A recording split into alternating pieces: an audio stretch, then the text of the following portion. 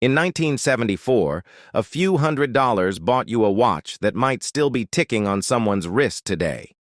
The movement inside was crafted by the same hands whose name graced the dial. The watchmaker signed his work. The brand expected your grandchildren to inherit it.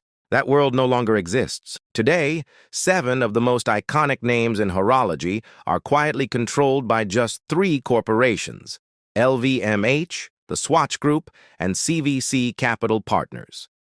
The movements powering them roll off shared factory lines, supplying 5 competing brands simultaneously. Different logos, different marketing, wildly different price tags.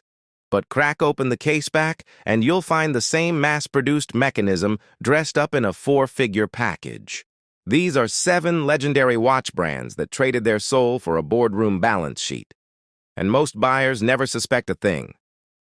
By the time this video ends, you'll know exactly which names still earn their legacy, and which ones are simply living off it. Number 1, Movado. This one stings, because the gap between what Movado was and what it became is almost impossible to overstate. There was a time when Movado genuinely deserved your respect.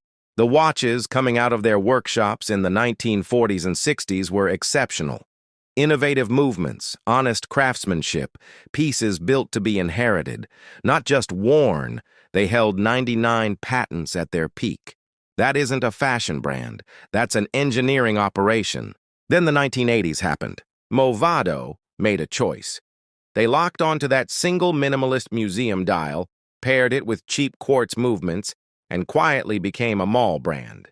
Today they share display cases with Michael Kors and Fossil. They even bought MVMT, a company that sells watches the same way fast fashion sells t-shirts, cheap, trendy, and disposable. Here's the hard truth. Movado hasn't been a serious watchmaker in over 40 years. The 99 patents on the dial carry real history. The company behind it today is purely a fashion label, selling that history back to you at a markup. And most buyers, drawn in by the museum aesthetic, never think to ask what's actually powering it. Number 2, TAG Heuer. The name change alone tells you everything. It used to simply be Heuer, a pure watchmaker.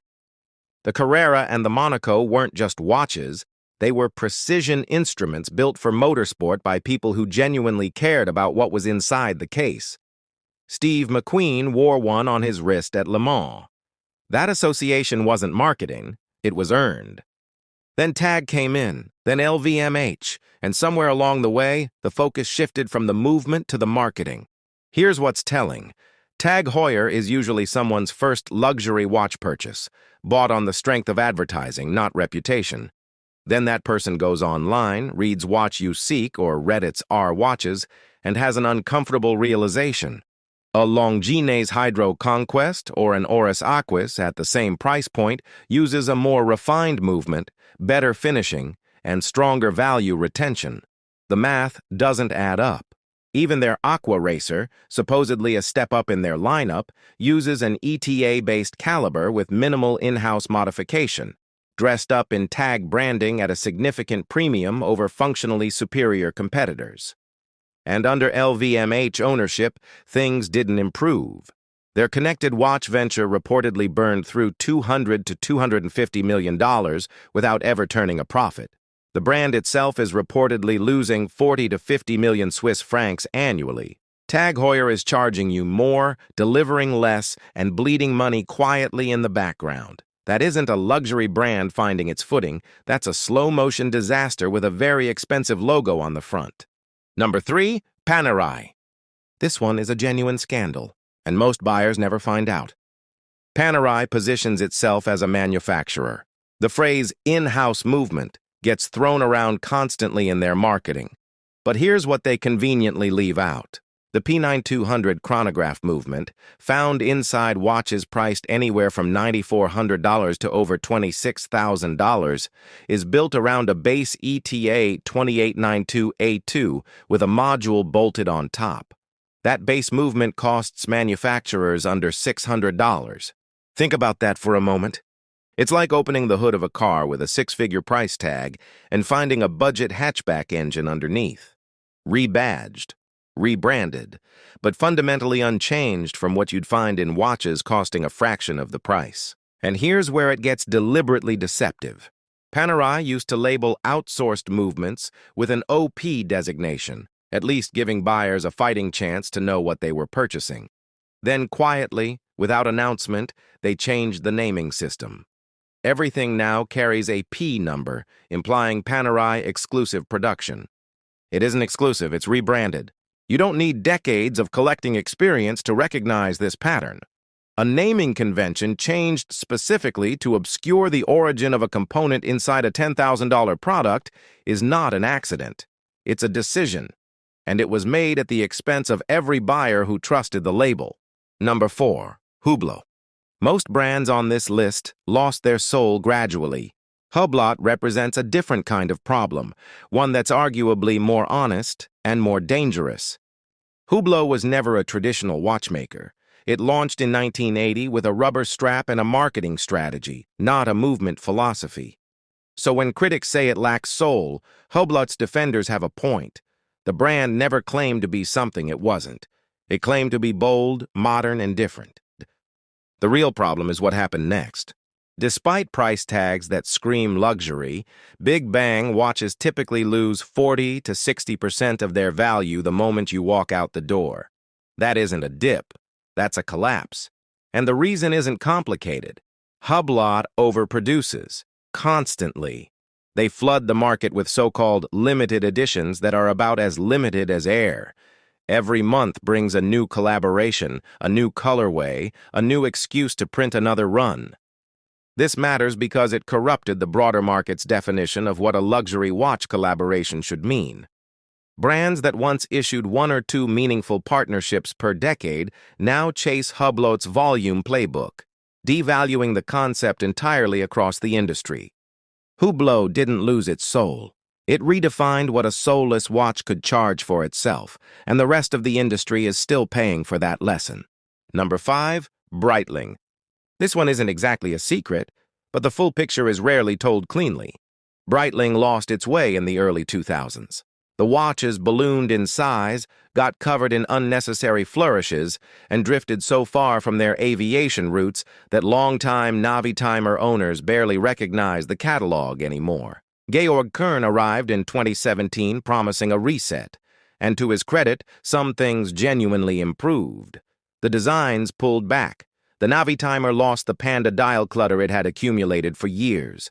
The focus sharpened. But the reset came with its own complications. Restaurants, cafes, lifestyle branding. Breitling began positioning itself less as a tool watchmaker and more as a mood board for a certain kind of weekend. The Squad campaign, built around surfers, climbers, and musicians, was visually compelling and commercially smart. It was also a quiet admission that the brand no longer trusted its own instruments to do the talking. Here's the problem with that. The Navitimer was certified by the AOPA, the Aircraft Owners and Pilots Association, as a functional aviation instrument. Pilots depended on it. Repositioning it as a lifestyle accessory is like taking a surgeon's scalpel and turning it into a letter opener. It still functions, but the purpose, the soul behind it, is gone.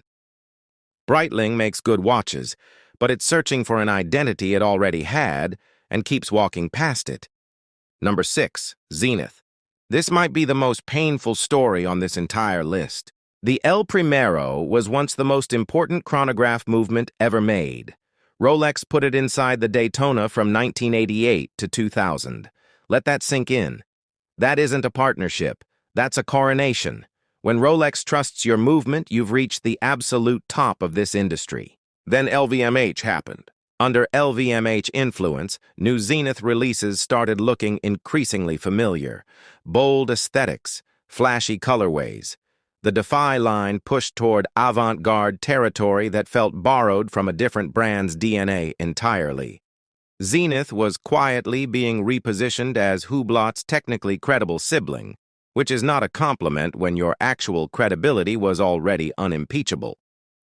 But the deeper structural fear among serious collectors is worse. LVMH appears to be steering Zenith toward becoming the movement supplier for the entire group's portfolio, the same role ETA plays within the Swatch group. Evidence of this is already visible. Zenith movements appear in Tag Heuer's higher-end chronograph lines. A legendary independent watchmaker reduced to a corporate parts department, quietly feeding calibers to brands that benefit from the association without sharing the credit. The El Primero survived a literal order to destroy it in 1975. A watchmaker hid the parts in a wall rather than comply. It deserved better than becoming a utility engine for a conglomerate's quarterly report. Number 7. Hamilton. This one is personal for a lot of collectors. And rightfully so. Hamilton was an American watchmaker. Genuinely, authentically American. Railroad chronometers accurate enough to be certified for use on U.S. rail lines. Military field watches issued to soldiers in both world wars. Precision tools that actually mattered when lives were on the line. This was a brand built on real stakes, real craft, and a real national identity. Today, Hamilton is owned by the Swatch Group and operates entirely out of Biel, Switzerland. The movements inside are ETA calibers. The same movements powering a Tissot at $400. The same movements inside a Movado at $500. Hamilton's current retail tags frequently sit 40 to 60% above both those brands for a mechanically identical proposition. Now, ETA movements are reliable, proven, used industry-wide.